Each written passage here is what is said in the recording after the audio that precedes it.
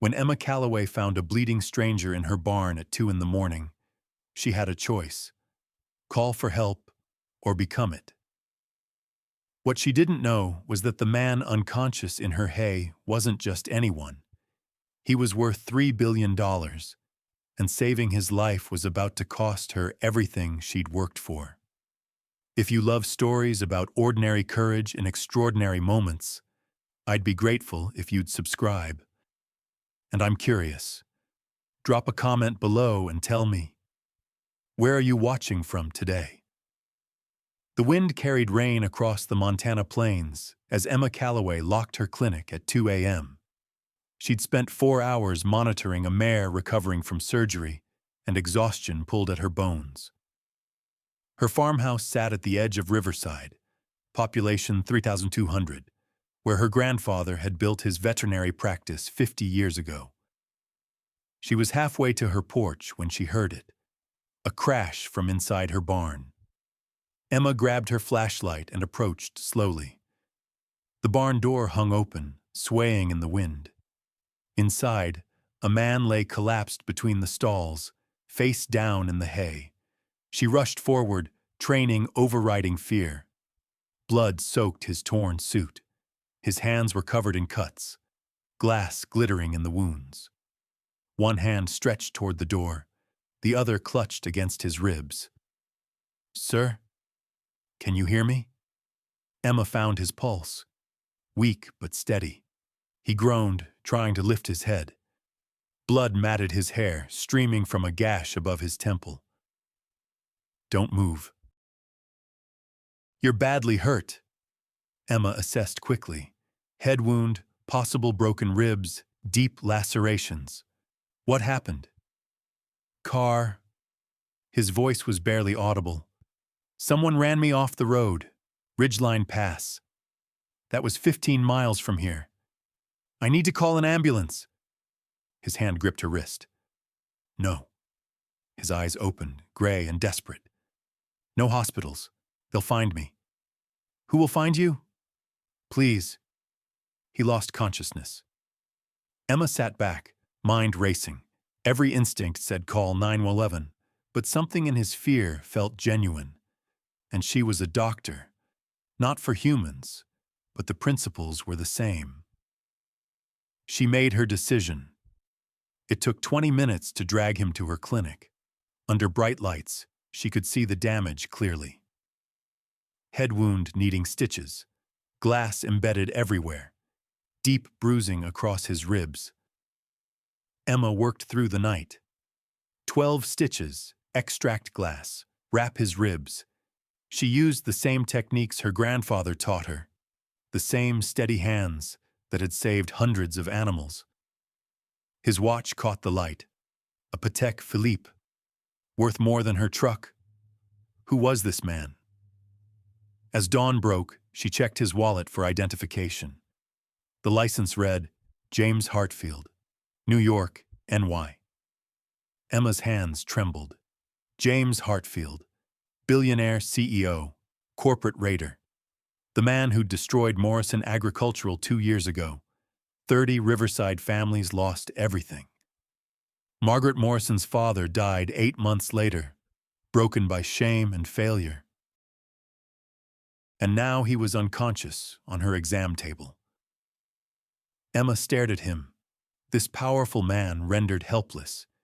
She could call the sheriff now, but she'd given her word. She made coffee and watched sunrise, wondering if she'd made the right choice. Emma woke to movement from the clinic. James Hartfield sat up, hand pressed to his bandaged head. "You shouldn't move. You have a concussion," she said. He looked up, eyes sharpening as consciousness returned. He took in the veterinary equipment, her diplomas, her work clothes. "You're a veterinarian. And you're James Hartfield." Something flickered across his face. "You know who I am. Everyone in Riverside knows. You destroyed Morrison Agricultural. 30 families lost their jobs." "I see." He stood slowly, wincing. "Then I should leave. Thank you for your help." You're not going anywhere. You have a concussion, possible fractured ribs, and you lost blood. If you collapse somewhere, that's on my conscience. Your conscience. He studied her. You know what I've done, and you're worried about your conscience. I'm a doctor. Sit down before you fall down. For a long moment they stood in silence. Then James sat back down. Why are you helping me? Emma didn't have a good answer. Because you needed help. That's simple.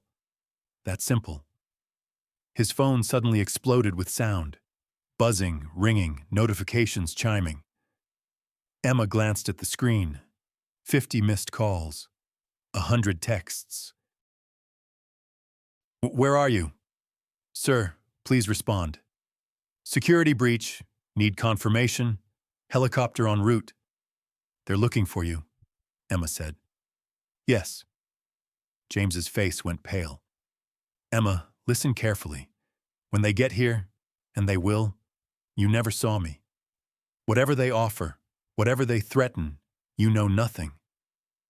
What are you talking about? I'm talking about... He stopped. Do you hear that? Emma did. A low thrum growing louder. She moved to the window. A helicopter was cresting the ridge, flying low and fast toward her property. Tell them you never saw me, James said urgently. Please, Emma, trust me. Trust you? I don't even know you. Exactly. You don't know me. You never saw me. The helicopter was landing in her south pasture. Emma, please. She looked at him, desperate and afraid. Get in the back room. Don't make a sound. He disappeared as the helicopter touched down, but the helicopter was just the beginning. As Emma watched, SUVs appeared on her access road. 1, 3, 5, 10, more. Black vehicles with tinted windows, moving like a military convoy. They surrounded her property with terrifying efficiency. Within minutes, at least 100 men in dark suits and tactical gear had positioned themselves around her farmhouse, her barn, every access point.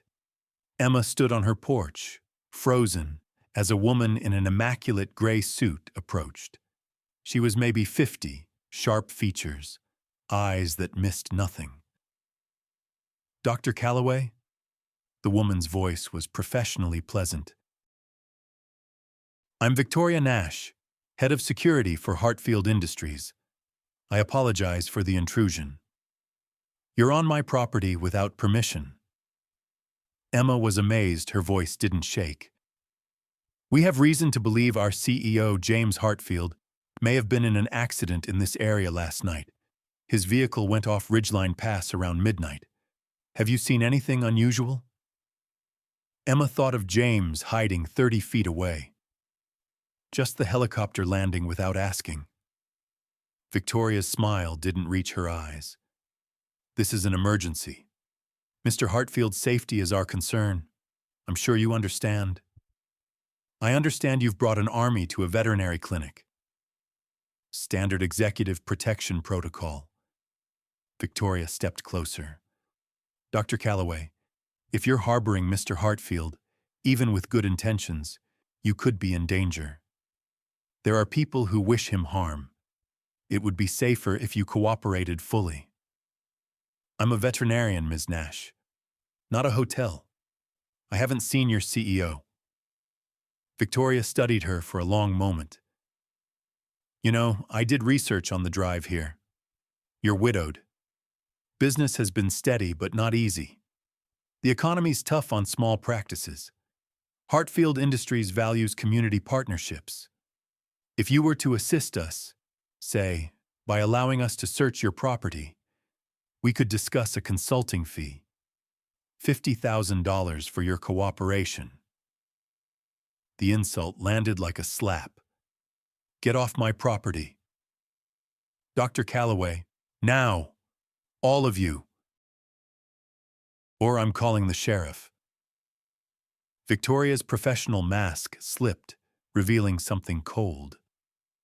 Very well, but we'll be maintaining a perimeter for Mr. Hartfield's protection. We wouldn't want anyone dangerous coming onto your property." She walked back to her vehicle, but the SUVs didn't leave.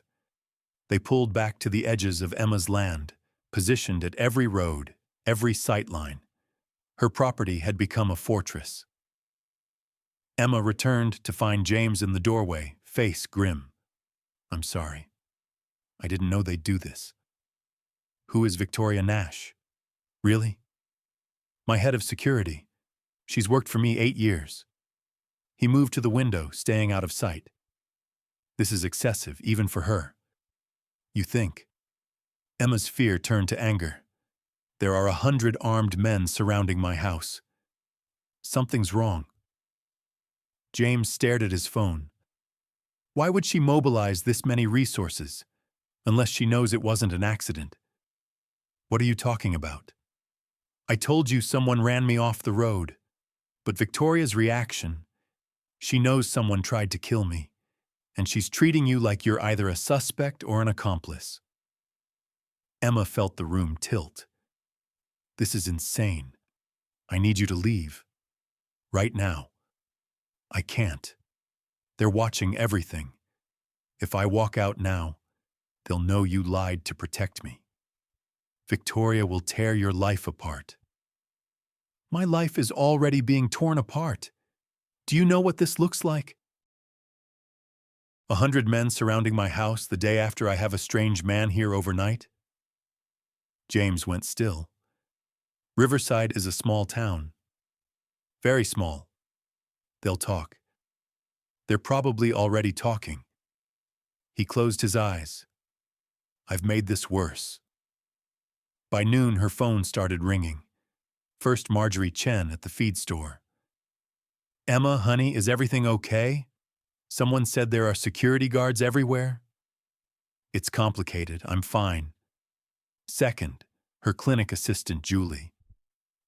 "Emma, I'm seeing things on Facebook. People are saying you're involved with some businessman."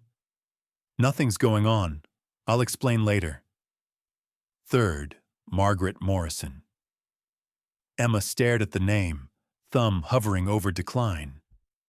Margaret, whose father died 8 months after losing his job. Margaret, who had every reason to hate James Hartfield. She answered. "Emma," Margaret's voice was tight.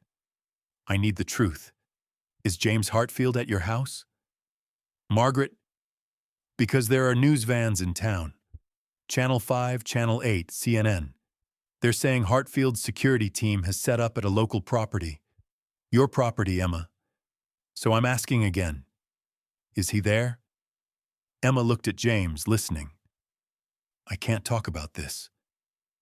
"That's not a denial," Margaret's voice broke. "Emma, that man destroyed my family. My father is dead because of him, and you're protecting him?" "It's not like that." "Then what is it like?" Emma had no explanation. "I'm sorry, Margaret. I have to go." By evening, the story had spread through Riverside. Emma's phone buzzed constantly, some concerned, some curious, many accusatory. The local Facebook group lit up. "Emma Calloway is hiding James Hartfield. After what he did to the Morrison family?" "This is disgraceful," James read over her shoulder, expression darkening. "I should leave. Call Victoria. This ends now." "And then what? She hauls you off and I explain why I lied? Why I hid you? Better than destroying your reputation." "My reputation is already destroyed. Half this town thinks I'm sleeping with you. The other half thinks I've lost my mind. Either way, I'm done." He flinched. "I'm sorry." "Stop saying that." They sat in silence as darkness fell. Security lights illuminated her property like a prison yard. "Tell me something," Emma said. "Why did you buy Morrison Agricultural?" James was quiet for a long time.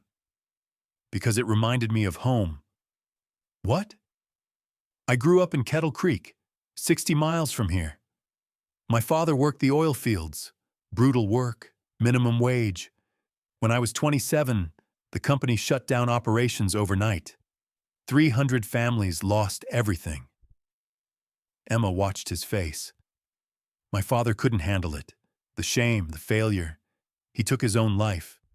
In our garage. I found him. Emma's anger softened.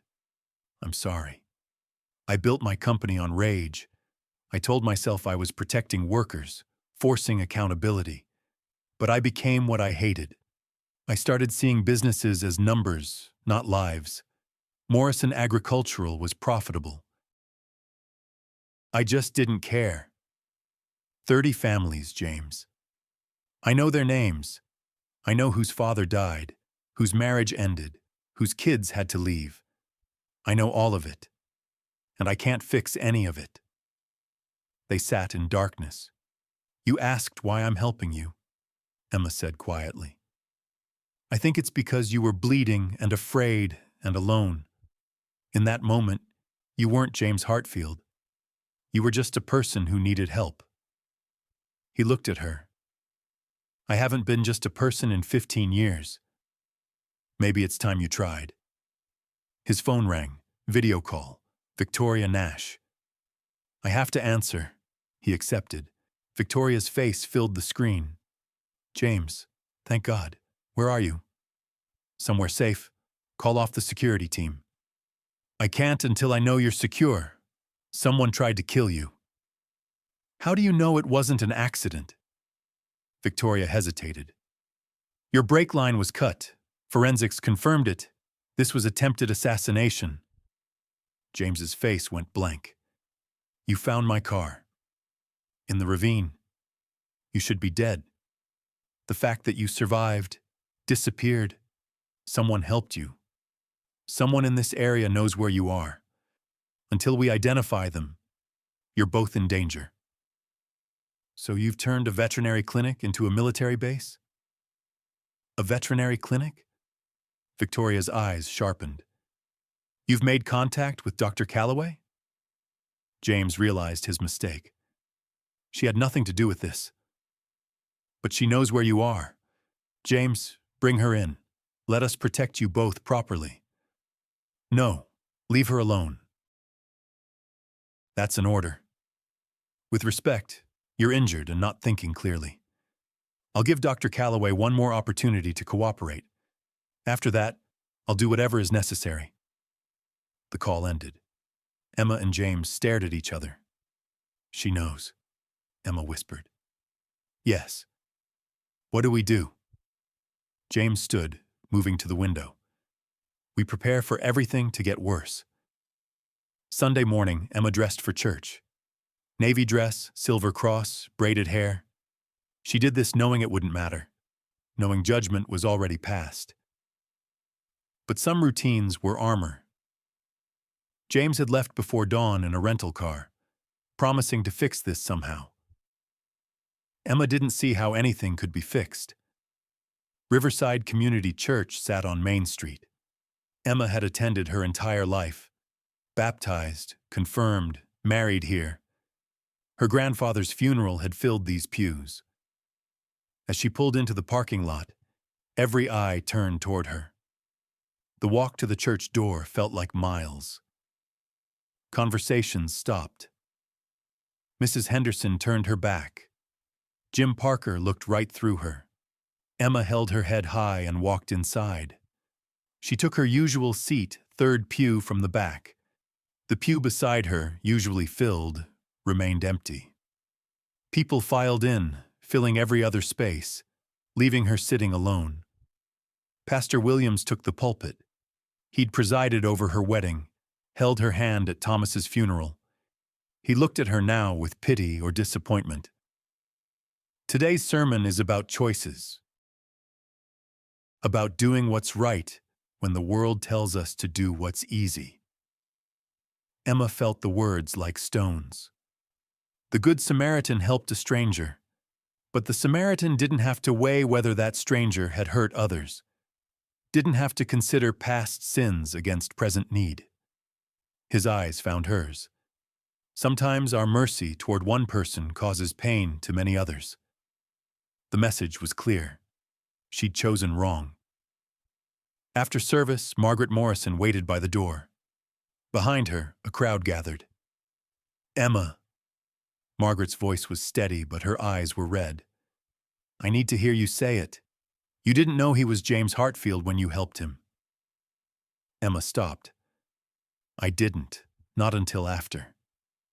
"But you knew when you chose not to turn him in." The crowd pressed closer. "He was injured, Margaret. Seriously injured. I'm a doctor." "For animals," Margaret's voice cracked.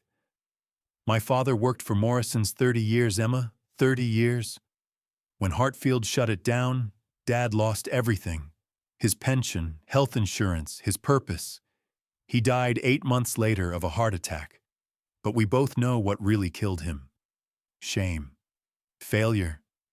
The feeling his life's work meant nothing." The church went silent. "That man killed my father," Margaret continued, tears streaming, "as surely as if he'd pulled a trigger. And you protected him. You hid him. You chose him over us." "I chose to help someone bleeding and afraid.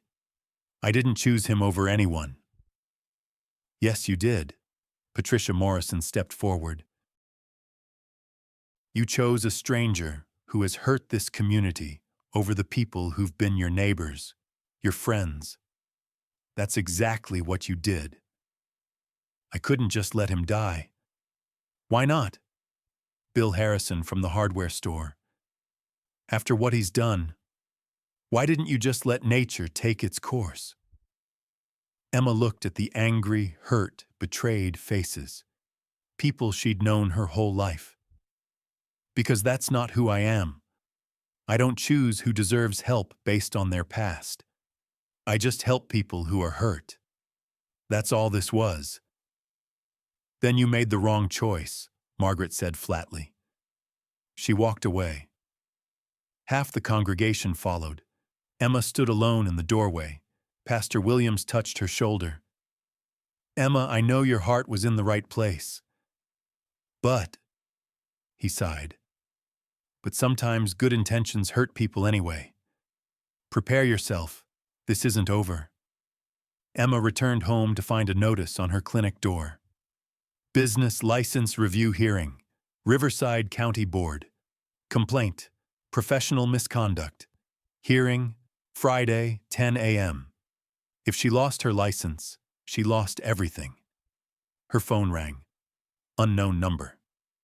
"Dr. Calloway, this is James Hartfield. I just heard about the hearing. I'm coming back." "No, don't. You'll make it worse." "Emma, I won't let you face this alone." "You're exactly right. You're the reason, so stay away." She hung up.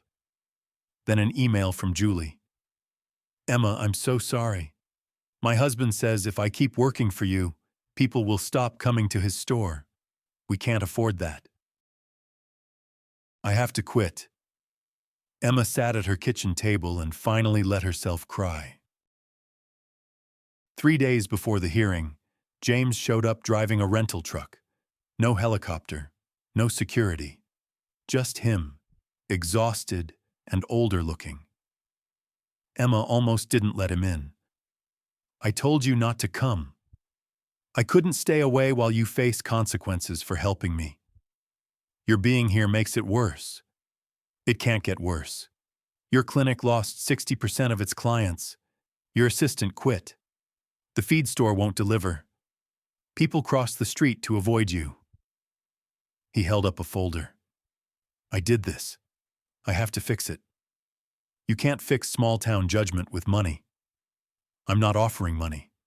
I'm offering the truth." Something in his voice made her open the door. They sat at her kitchen table. James spread documents across the worn wood. "Morrison Agricultural wasn't the family company everyone thinks. 3 years before I acquired it, Robert Morrison, Margaret's uncle, embezzled $2.3 million. Emma stared at the bank statements, falsified contracts, offshore accounts. "What?" "He cooked the books for 2 years.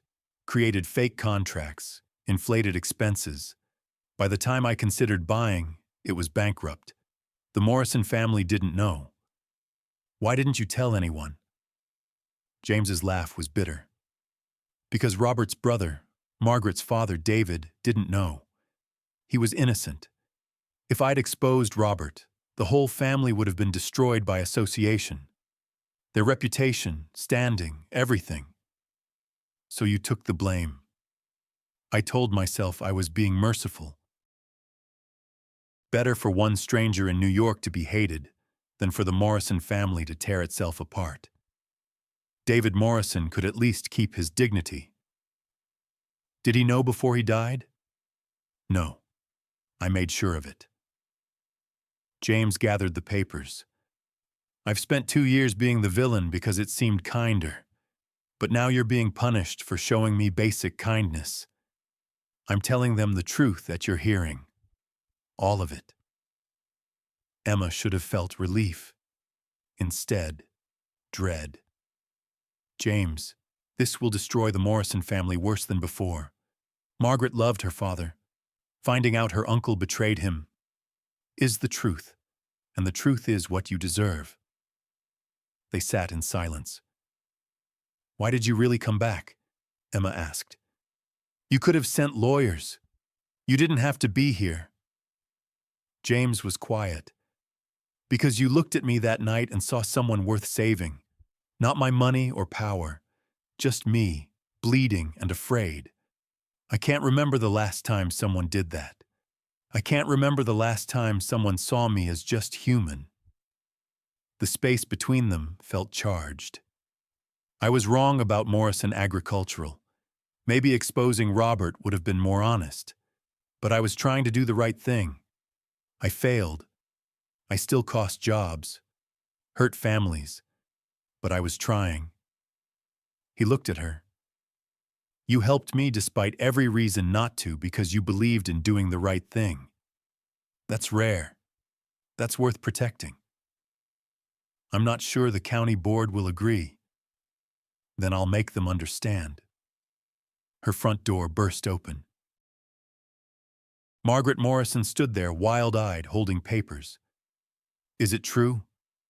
Someone sent me these documents. My Uncle Robert, he stole from his own family? Behind Margaret, Patricia Morrison appeared, then cousins, aunts, half the Morrison clan. You knew. Margaret stared at James. All this time, you let us think you were the monster? I was trying to protect your father's memory. That wasn't your choice to make. Patricia's voice cracked.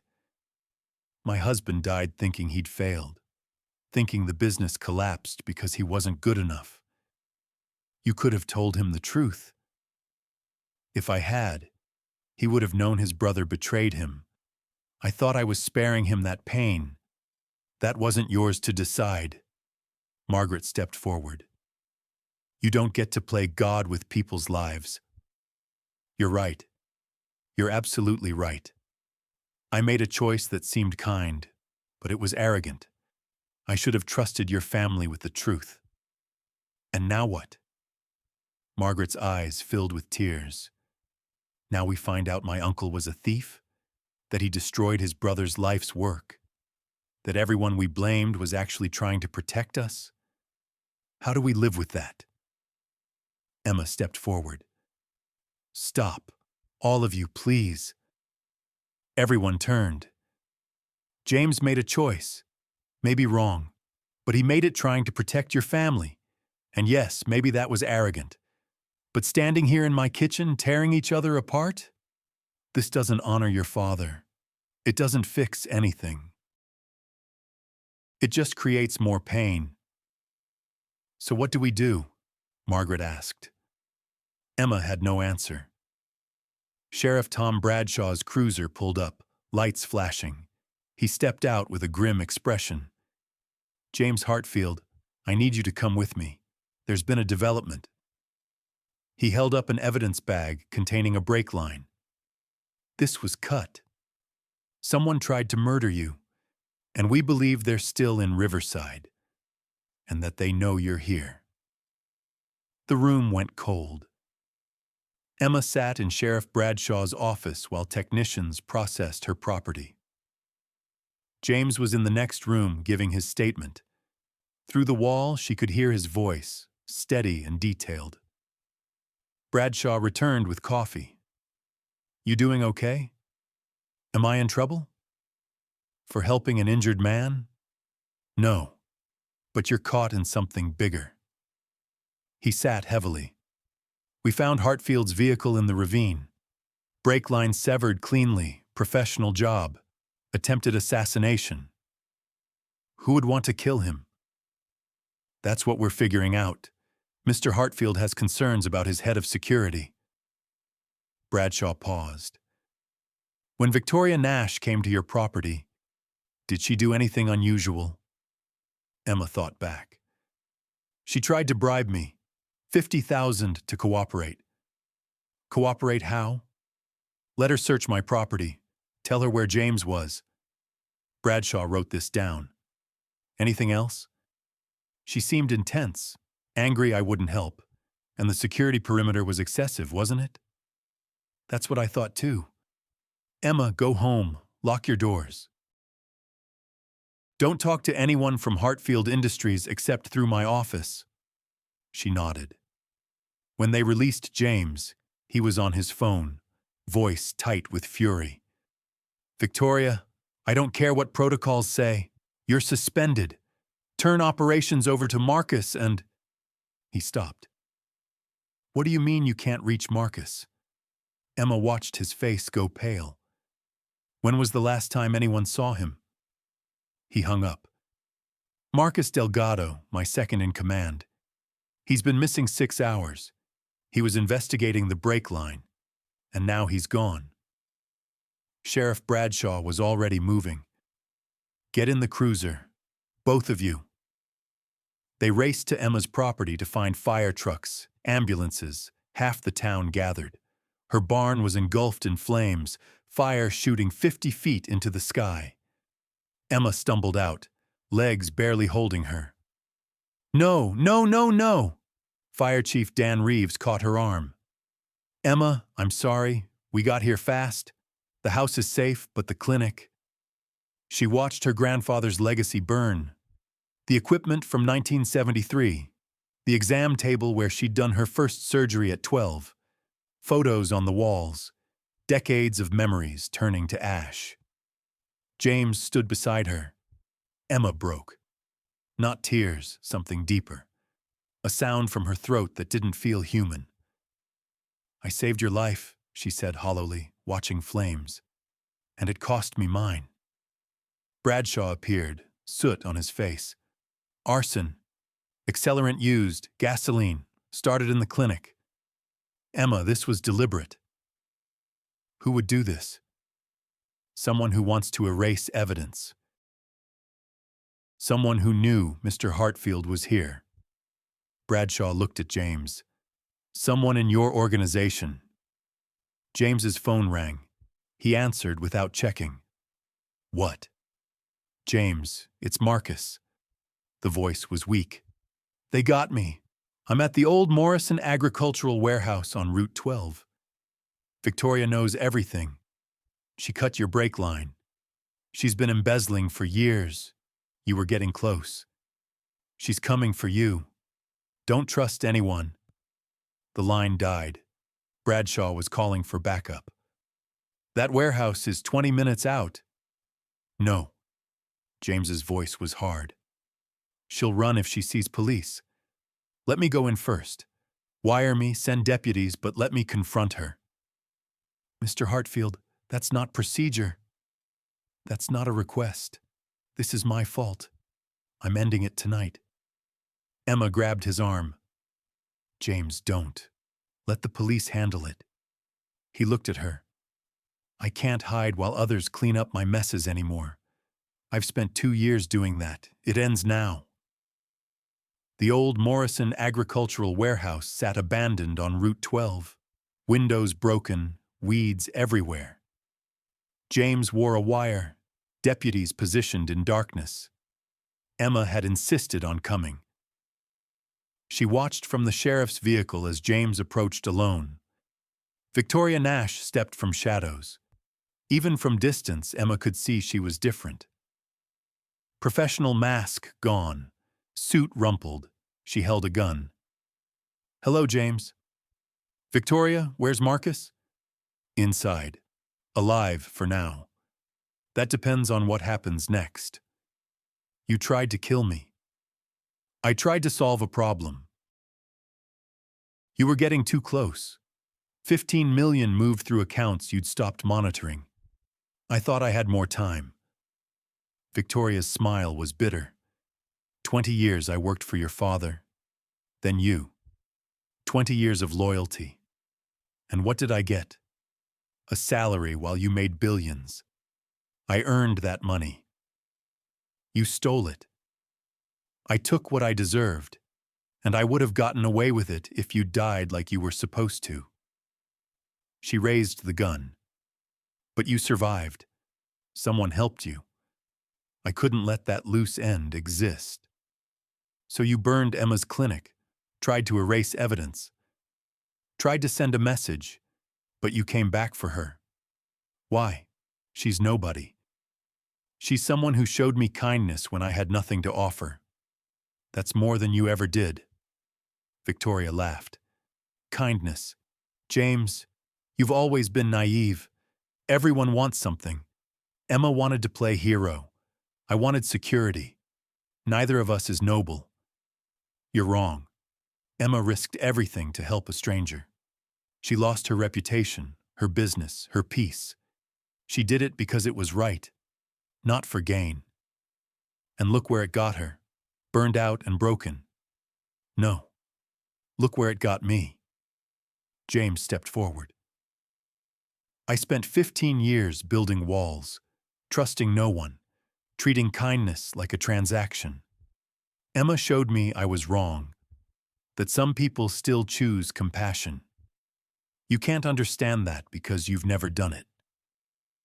I understand you're still that naive boy from Kettle Creek. And I understand this ends now. "Sheriff!" James shouted. Deputies poured from darkness, guns drawn. Victoria swung her weapon toward them, then slowly lowered it. "It's over, Victoria," Bradshaw said, approaching with handcuffs. "Marcus is giving his statement. We have recordings, bank transfers, everything."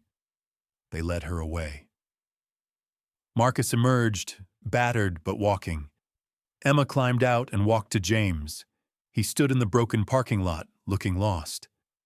"It's over," she said. "Is it? Your clinic is gone. Your reputation destroyed. I did that." "No, Victoria did that. The people of Riverside did that. You were just the match that lit something already waiting to burn." They stood in darkness, emergency lights painting everything red and blue. "I'm going to rebuild your clinic, state of the art, better than before." "I don't want your money, James." "Then what do you want?" Emma didn't have an answer.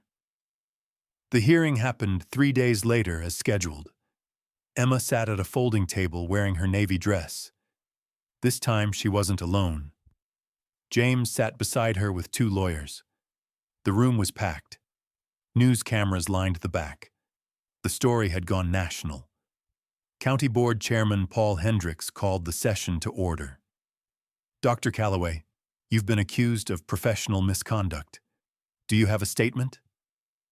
Emma stood. She'd prepared remarks, but set them aside. "I'm a veterinarian. When an animal is hurt, I help. I don't check if it's valuable or if the owner can pay. I just help because that's what doctors do. 3 weeks ago, I found a man bleeding in my barn. I helped him the same way. I didn't check his wallet first. I didn't weigh his past sins. I just helped because he was hurt and I knew how. If that's misconduct, I'm guilty. But I'm not sorry. I'd make the same choice again." The room was silent. "Furthermore, I've lived in Riverside my entire life. This community raised me, supported me through my worst loss, One decision, one night when I chose compassion, shouldn't erase 39 years. She sat. Margaret Morrison stood. May I speak? Hendricks nodded. Margaret walked to the front. Dr. Calloway is right. She helped someone who needed help. That's not misconduct. That's character. My family spent 2 years angry at James Hartfield. We blamed him, and we were wrong. She turned to the crowd. My Uncle Robert embezzled from Morrison Agricultural. He destroyed the business, not James. Mr. Hartfield kept that secret to protect my father's memory. Was that the right choice? I don't know. But it wasn't malicious. And Emma showed him kindness when he had nothing to offer except trouble. If we punish her for that, what does that say about us? About Riverside? Patricia Morrison stood. Margaret's right. We were hurt and angry. We took it out on Emma. That was wrong. Pastor Williams stood. The Good Samaritan didn't check the wounded man's background. He just helped. Emma did the same. One by one, people rose. Not everyone. Emma saw hostile faces, but enough. Hendricks surveyed the room. Given testimony and community support, this board finds no evidence of misconduct. Dr. Calloway, your license is upheld. Adjourned. Relief flooded Emma. James touched her hand gently. Then Bradshaw entered with FBI agents, Victoria in handcuffs. I apologize for interrupting, but Dr. Calloway deserves to know Victoria Nash has been formally charged with attempted murder, arson, embezzlement, and corporate espionage. She's confessed to everything. The room erupted. Emma sat frozen, watching Victoria led away, tired and defeated. James leaned close. It's over. Really over. Emma nodded but felt hollow. Justice served, license safe, villain caught. So why did she still feel like she'd lost everything? 6 months later, Emma stood before her rebuilt clinic, holding scissors while half Riverside gathered. The new building was beautiful. Larger, modern equipment, a waiting room that could hold more than 3 people. Insurance covered most. An anonymous donation covered the rest. Margaret Morrison held the ribbon. On behalf of the Morrison family, we'd like to contribute to the Calloway Community Veterinary Fund. This ensures no one in Riverside ever has to choose between their pet's health and finances. Emma cut the ribbon to applause. Inside, the clinic buzzed. Julie had returned, apologetic and eager. Clients filled the waiting room, some who'd never left, many who'd returned, new faces drawn by news coverage. Emma moved through the crowd, accepting congratulations. But every few minutes, she looked toward the door, expecting someone who wasn't there. James had left 2 weeks after the hearing. He'd sent flowers, a generous check, and a brief note. Building something better in New York. Thank you for everything. That was it. No calls, no visits. Emma told herself it was better, cleaner.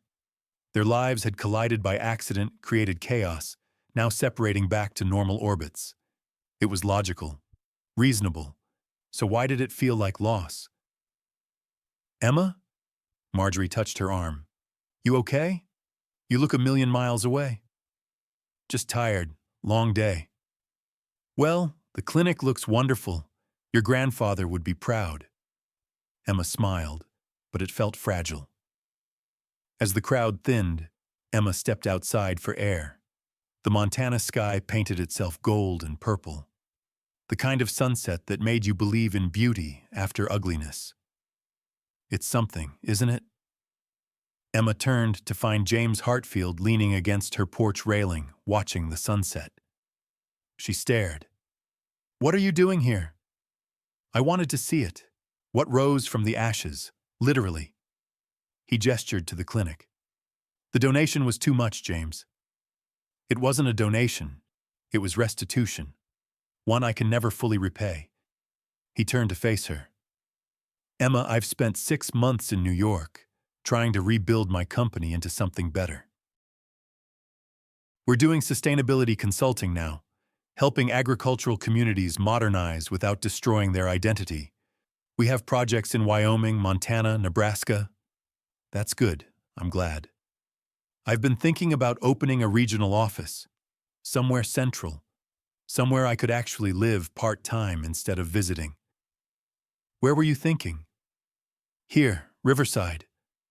He met her eyes. If that would be acceptable. Emma's heart did something complicated. Why here? Because someone told me that trust is a choice, that compassion matters more than calculation, that there's still goodness in the world if you're brave enough to look for it. He stepped closer. I want to learn to live that way, Emma, and I can't think of a better teacher. I'm not a teacher. I'm a veterinarian who made one impulsive decision. You're someone who saw a person worth saving when everyone else saw a monster.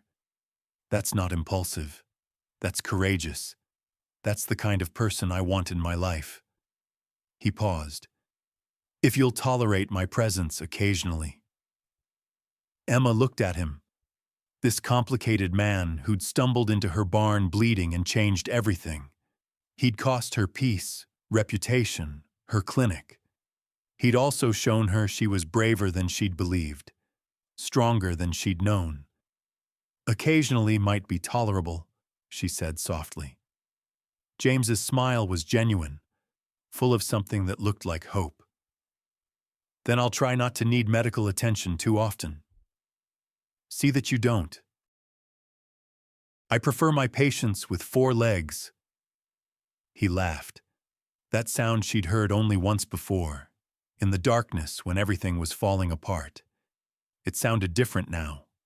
Lighter, real. Inside, the celebration continued. Outside, Emma and James stood on the new clinic porch as the sky darkened and stars emerged one by one. Thank you, James said quietly, for saving my life that night. You're welcome. And I'm sorry for everything it cost you. Emma considered this. She'd lost her old clinic, her easy reputation, her simple, quiet life. But she'd gained something too. The knowledge she could face judgment and survive, that her convictions were stronger than community pressure, that she was capable of more than she'd imagined. I'm not, she said finally. Sorry, I mean. It was hard, and it hurt, and there were moments I wished I'd never found you. But I did the right thing, James, and I'd do it again. He looked at her with something in his eyes she couldn't quite name. Gratitude, yes, but something else too. Something that felt like possibility. They stood in comfortable silence as the last light faded from the sky. Neither moved to go inside. Not yet. Sometimes the bravest thing you can do is show kindness to someone the world says doesn't deserve it. And sometimes that single act of grace doesn't just save a life. It transforms too. Emma Calloway had found a bleeding stranger in her barn and made a choice. That choice had cost her almost everything. But standing here now, watching stars emerge over Montana while James Hartfield smiled beside her, she realized something. She'd do it all again in a heartbeat. Because some choices aren't about what they cost. They're about who you become when you make them. And Emma had become someone she could finally be proud of.